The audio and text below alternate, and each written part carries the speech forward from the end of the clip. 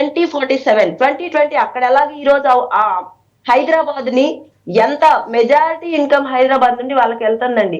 హైదరాబాద్ అనేది ఎంతగా పేరు ప్రఖ్యాతులు, దానికి మెయిన్ రీజన్ చంద్రబాబు నాయుడు గారి విజన్ ఆ రోజు 2020 అని చెప్పి అది ఎలా సాకారమైందో అలాగే 2047 కూడా ఖచ్చితం సాకారం చేయడానికి ఇప్పుడు చంద్రబాబు నాయుడు గారికి లోకేష్ అన్న గారు అలాగే పవన్ కళ్యాణ్ అన్న గారు కూడా తోడుగా ఉన్నారు.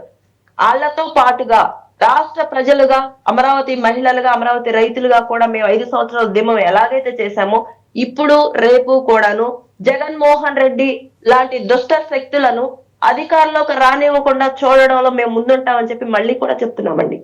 ఎందుకు అంటే ఈ రోజు అమరావతి భవనాన్ని, సిఆర్డిఏ భవనాన్ని చూడండి.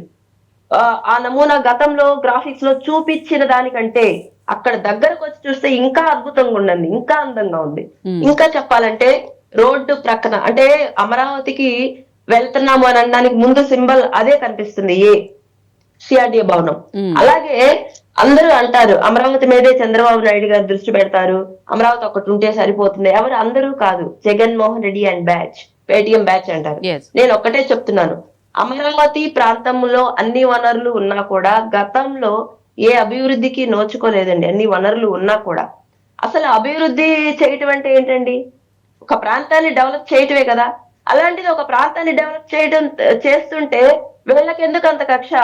ఒక ప్రాంతం మీద కక్ష, ఒక కమ్యూనిటీ మీద కక్ష, ఒక మాటలో చెప్పాలంటే రైతులు, భూములు, రాష్ట్రం కోసం, రాష్ట్ర ప్రయోజనాలు కాపాడే వాళ్ళ మీద ఆయన కక్ష. అంటే చంద్రబాబు నాయుడు గారి మీద ఆయన కక్ష తెచ్చుకోవడానికి ముఖ్య కారణం వ్యక్తిగా కాదు, రాష్ట్ర ప్రయోజనాలను కాపాడతారు. ఆయన రాష్ట్ర అభివృద్ధి ఆయన లక్ష్యంగా పెట్టుకున్నారు. ఆయన నా కుటుంబానికి నేనేం చేద్దాము, లేదంటే ఇంకా ఆస్తులు దాచుకోవాలనే మనస్తత్వం కాదు. ఏ కాడికి అప్పుడు ఇప్పుడు కూడా ఆయన రాష్ట్ర ప్రయోజనాలు, రాష్ట్రాన్ని నంబర్ 1 గా ఉంచాలి, దేశంలో రాష్ట్రాన్ని అభివృద్ధి చేసి చూపించాలి, రాష్ట్రంలో పేదరికాన్ని నిర్మూలించాలి. పేదరిక నిర్మూలనకు మనం ఏం చేయాలి, మధ్యతరగతి వాళ్ళకి మనం ఏం చేయాలి, యువతకి ఉద్యోగ కల్పన ఎలా జరపాలి, రాష్ట్రానికి పెట్టుబడులు ఎలా తీసుకురావాలి, రాష్ట్రాన్ని ఎలా భావితరాల భవిష్యత్తును ఎలా కాపాడాలి, రాష్ట్రాన్ని ఎలా ముందుకు తీసుకెళ్లాలి, అభివృద్ధి, సంక్షేమం రెండు కళ్ళుగా ఆయన ముందుకు వెళ్తుంటే అది చూసి ఓర్చుకోలేనటువంటి వాళ్ళు నిన్నగాక మొన్న మాట్లాడారండి. అమరావతి అంటే ఒక అతను వచ్చి అంటాడు, ఏ మాత్రం అవగాహన లేనటువంటి వ్యక్తి గత 5 సంవత్సరాలు మా నెత్తిని పెట్టుకోవటం మా దౌర్భాగ్యం.